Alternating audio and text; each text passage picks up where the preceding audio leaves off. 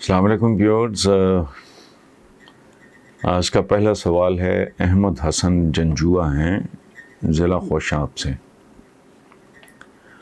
وہ کہتے ہیں جی کہ اللہ کرے اگر نیا پاکستان مکمل طور پہ معرض وجود میں آ گیا تو اس کا ناک نقشہ کیسا ہوگا؟ پلیز اپنے خیالات ہمارے ساتھ شیئر کریں. تو بڑا دلچسپ سوال ہے. وہ احمد حسن صاحب، آپ کے سوال کا جواب صرف اتنا ہے کہ بچے کی پیدائش سے پہلے اس کا ناک نقشہ، اس کی عادات، اس کے کردار، اس کے قد کاٹ، اس کی قسمت وغیرہ پریڈکٹ کرنا تقریباً ناممکن ہوتا ہے. اور آپ مجھ سے 25 کروڑ لوگوں کے مستقبل کے بارے میں پوچھ رہے ہیں.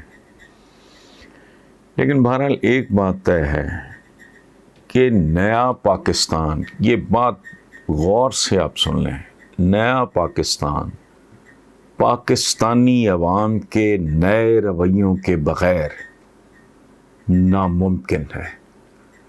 اور یہی وہ بات ہے جو میں عرصہ دراز سے کر رہا ہوں کہ پاکستان کا مسئلہ اقتصادیات نہیں، اس کی برباد ہو چکی اخلاقیات ہے، جس کا صرف ایک علاج ہے اور وہ ہے کیریکٹر بلڈنگ، کردار سازی. اس کے بغیر نیا پاکستان ممکن نہیں ہے. ہم پاکستانیوں نے جو امیدیں وابستہ کر رکھی ہیں، یہ ہماری غلط فہمی ہے، کج فہمی ہے، لا علمی ہے. جب تک میں اور آپ ہی تبدیل نہیں ہو رہے ہیں تو ہمارے رویے نئے نہیں ہو رہے ہیں، پاکستان کیسے نیا ہو جائے گا؟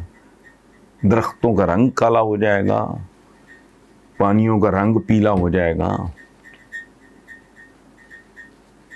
تو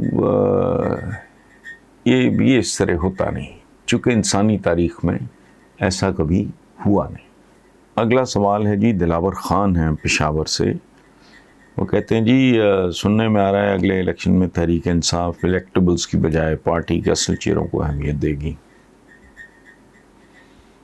گایا صرف طفل تسلیاں ہیں، یہ پی ٹی آئی واقعی ایسا کچھ کر سکتی ہے؟ دلاور خان صاحب، ایک بات آپ پلیز ذہن میں رکھیں، گراؤنڈ ریالٹیز یعنی زمینی حقائق کو صرف اور صرف پیغمبر ہی تبدیل کر سکتے ہیں. یہ سوال بڑا قیمتی، بہت ہی قابل غور اور بہت ہی نازک ہے. ملک اویس صاحب ہیں واشنگٹن امریکہ سے. وہ کہتے ہیں جی کہ میں 15 سال سے واشنگٹن میں ٹیچنگ کر رہا ہوں، پڑھا رہے ہیں کہیں. پاکستان میں یہ تاثر ہے کہ افغانستان میں امریکی فوج کو شکست ہوئی، جبکہ یہاں امریکہ میں ایسا قطعاً کوئی تاثر نہیں ہے اور نہ ہی عوام کسی شرمندگی میں مبتلا ہیں. تو پھر پاکستانی خام خواہ کس بات کی خوشی منا رہے ہیں؟ آپ نے جو بات کی ہے ملک صاحب وہ پاپولر نہیں ہے. ہم حقیقت پسند لوگ نہیں ہیں. میں جب سے ہوش سنبھالا ہے میں جشن آزادی مناتے ہوئے دیکھ رہا ہوں، چاہے بدتمیزی سے منایا جاتا ہے، جبکہ میری آزادی کی ڈیفینیشن میں تو میں نے تو بے شمار کالموں میں لکھا ہے کہ 14-15 اگست کی درمیانی رات آزادی ملی اور اگلے دن صبح آزادی اغوا ہو گئی، اور آج تک کسی نے آزادی کے اغوا کی FIR بھی درج نہیں کرائی. آزادی کا خدا جانے ہم کیا، وہ ادھر امریکہ میں ریڈ انڈینز آزاد نہیں ہیں، جو کینیڈا میں ریڈ انڈینز ہیں وہ آزاد نہیں ہیں، وہ جو پتہ نہیں کون گمنام پسماندہ جنگلوں میں دنیا میں جو رہ رہے ہیں، جن کی نہ کوئی تہذیب ہے نہ تمدن ہے، وہ آزاد نہیں ہیں. آزادی کی پتہ نہیں کیا ڈیفینیشن دنیا اٹھائے پھرتی ہے. لیکن بہرحال جو بات آپ کر رہے ہیں یہاں صرف پڑھے لکھے لوگوں کو اس کی سمجھ ہے.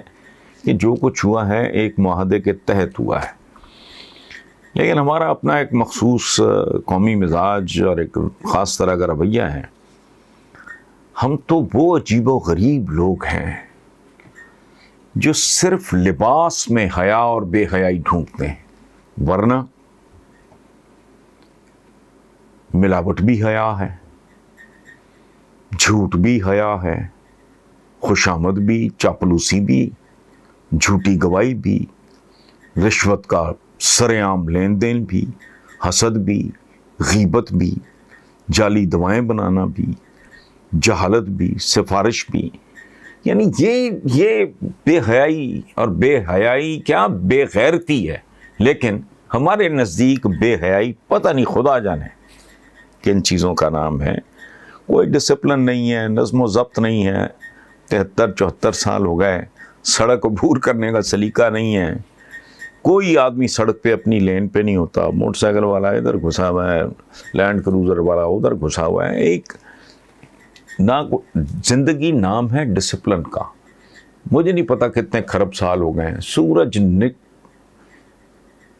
ایک طرف غروب ہو رہا ہے، دوسری طرف طلوع ہو رہا ہے، چاند ہے، موسم ہے، بارشیں ہیں، آکسیجن ہے، چلی جا رہی ہے.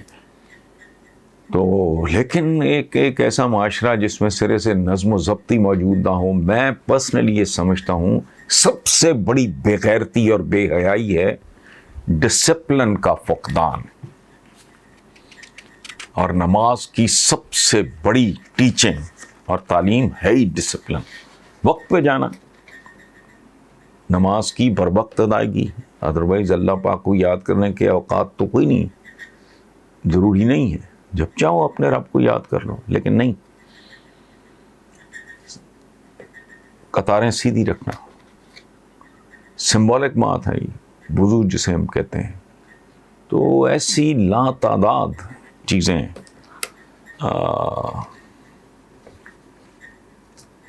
جو ہمارے ہاں ان کو بے غیرتی، بے حیائی، بے شرمی ان کو سمجھا ہی نہیں جاتا.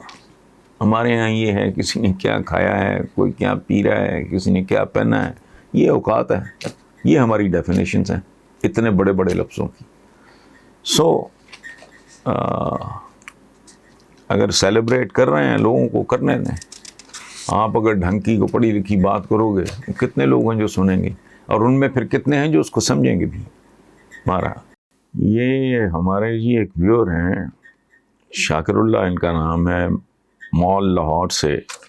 یہ میری پرانی کالموں کے مجموعوں سے یہ جملے، میرے جملے نکال کے، لیکن بہت 15 پتہ نہیں 20 سال پرانے.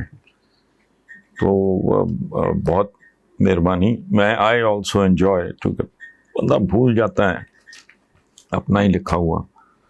وہ کہتے ہیں جی کہ آپ کے ایک پرانے کالم کا جملہ ہے، اعتبار کا ووٹ اعتماد کے ووٹ سے بھی زیادہ ضروری ہوتا ہے. اچھا، وہ کہتے ہیں کہ شریف خاندان عوام کا اعتبار کھو چکا ہے، اور اگر واقعی ایسا ہے تو نون لیگ کے ساتھ اگلے الیکشن میں بہت برا ہونے والا ہے. آپ کا کیا خیال ہے؟ شاکر اللہ صاحب، اللہ کرے ایسا ہی ہو، لیکن اعتبار ایک خاص طرح کے لوگوں میں ان کا مجروح ہوا ہے ڈیفینیٹلی. جو لوگ اویئر ہیں، نسبتاً پڑھے لکھے ہیں، اور جن کے بال واسطہ یا بلا واسطہ مفادات وہ نون لیگ کے ساتھ وابستہ نہیں ہیں، وہ ڈیفینیٹلی. لیکن سٹل اس میں تو کوئی شک نہیں ہے کہ they have a vote bank, اور وہ رسپیکٹیبل ہیں کہ اپنی فالوئنگ کے. ہاں، کل پیدر پہ اگر باقی مقدمات کے فیصلے ہوتے ہیں اور ان کے خلاف ہوتے ہیں، میں نہیں جانتا، مجھے نہیں پتا، تو پھر صورتحال بدل جائے تو میں کچھ نہیں کہہ سکتا. لیکن فی الحال let's keep our fingers crossed. یہ ہیں جی جنید احمد، یہ تحریک انصاف کے عہدیدار ہیں سرجانی ٹاؤن کراچی سے. وہ کہتے ہیں جی کہ میں تحریک انصاف کا ایک کارکن ہوں، اور بڑا لمبا سوال ہے ان کا، لیکن بیسیکلی وہ چاہ رہے ہیں کہ تحریک انصاف کی تاریخ لکھی جائے. جن لوگوں کا سب سے زیادہ آغاز میں وہ کردار رہا ان کے نام سامنے لائیں، کیونکہ اس وقت عمران خان کے ساتھ جتنے لوگ بھی ہیں ان میں سے شاید ہی بہت کم لوگ بانیوں میں شامل ہوں. اور